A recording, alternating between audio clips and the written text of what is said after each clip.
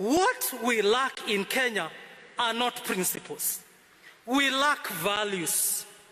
We believe in hard work that brings wealth, isn't it? That is a principle that is universal, but it's also timeless.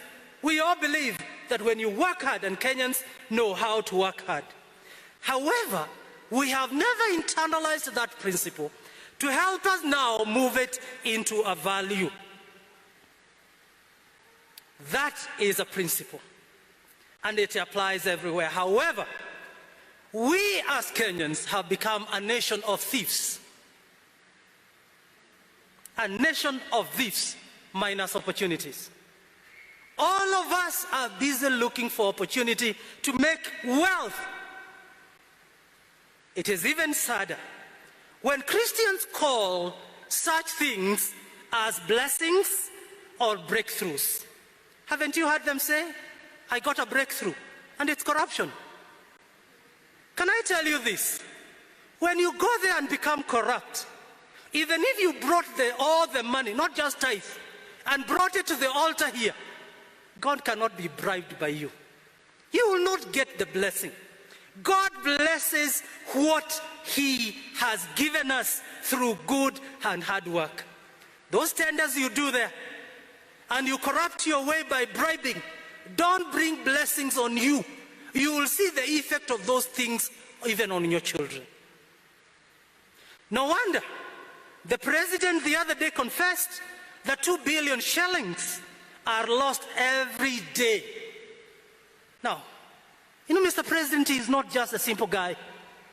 When a whole president confesses that 2 billion shillings are lost, believe it, it's true.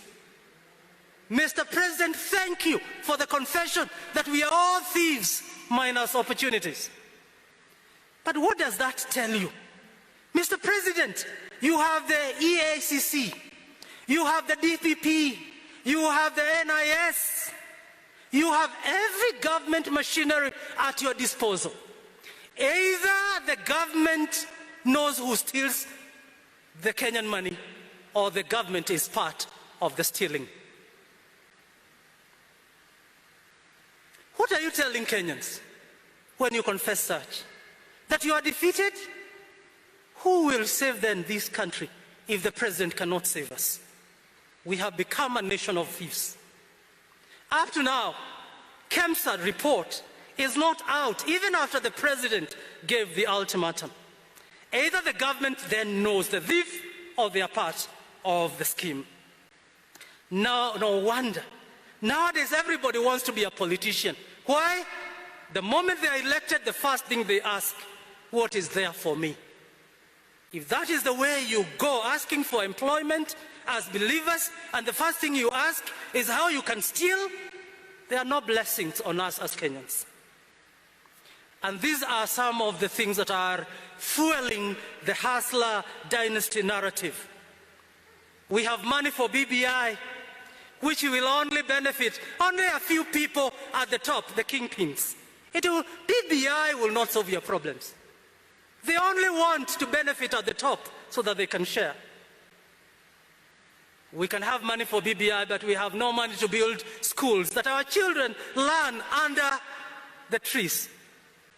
Then the CS talks about it is good for oxygen. We don't lack oxygen even in classes. Our counties cannot receive 15% of the allocation, which is constitutional. Then you want to argue to me that the BBI comes and solves all your problems and gives you 35. If you can't give 15, how do you give 35? Why the lie? Let me remind Kenyans that when your tribal man becomes the president or takes the 5 top seats, as per the proposal of the BBI, you will remain poor. Ask those people, those tribes that have produced presidents, have they benefited from it? No, they're even poorer. Politicians have their agenda to eat and loot this country. What we need, we as Kenyans, are opportunities for employment, roads, networks, markets for our produce, quality health care, and quality education for every Kenyan. Let me conclude by saying this, that if you as a nation, if you are a Christian nation, then our values should be led by the scripture. In conclusion, it is sad that most leaders are motivated by power, influence, and money. It is even grievous when this happens in churches. The church then loses her moral authority to challenge corruption and sin. Churches have opened their podiums to politicians to attack their opponents.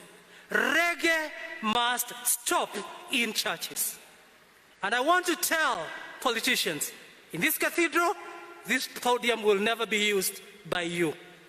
Let me tell Christian leaders, close your churches to politicians. You are going to destroy this country. And remember, whoever pays the piper calls the tune. God bless you. Have a good week.